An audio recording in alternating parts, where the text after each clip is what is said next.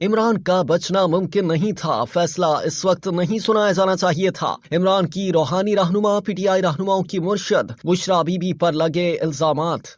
عمران خان کی روحانی رہنما اور پی ٹی آئی رہنماؤں کی مرشد بشریٰ بی بی، جن کا عمران خان کے دور اقتدار میں ان کے مخالفین طرح طرح کے ناموں اور حوالوں سے تذکرہ کرتے تھے اور اپنی پراسراریت میں ڈوبی شخصیت کے باعث وہ غیر سیاسی طبقوں میں بھی موضوع بحث بنی رہتی تھیں۔ بشریٰ بی بی، جنہیں اپنے شوہر عمران خان کے ہمراہ توشہ خانہ کیس میں 14 سال قید سنائی گئی ہے، ان پر کیا الزامات تھے؟ ان کی تفصیل کچھ یوں ہے۔ نیب کے مطابق سابق وزیر اعظم عمران خان اور ان کی اہلیہ کو مختلف سربراہان مملکت کی جانب سے 108 تحائف موصول ہوئے، جن میں سے انہوں نے 58 تحائف اپنے پاس رکھ لیے اور ان تحائف کی کم مالیت ظاہر کی گئی۔ عمران خان اور بشریٰ بی بی کا نام القادر ٹرسٹ کیس میں بھی زبان زد عام رہا، جس میں ان پر الزام تھا کہ القادر یونیورسٹی کے لیے کئی 100 کنال زمین بطور عطیہ حاصل کی گئی۔ دوسری جانب تجزیہ کاروں کا کہنا ہے کہ توشہ خانہ کیس میں عمران خان کا بچنا ممکن نہیں تھا، لیکن یہ فیصلہ اس وقت نہیں سنایا جانا چاہیے تھا۔ قانون کے مطابق توشہ خانہ سے تحائف حاصل کیے جا سکتے ہیں، مگر اسے بیچا نہیں جا سکتا۔ نواز شریف 11 کروڑ کے تحائف اور گھڑیاں، شاہد خاقان عباسی 13 کروڑ کے تحائف اور 13 گھڑیاں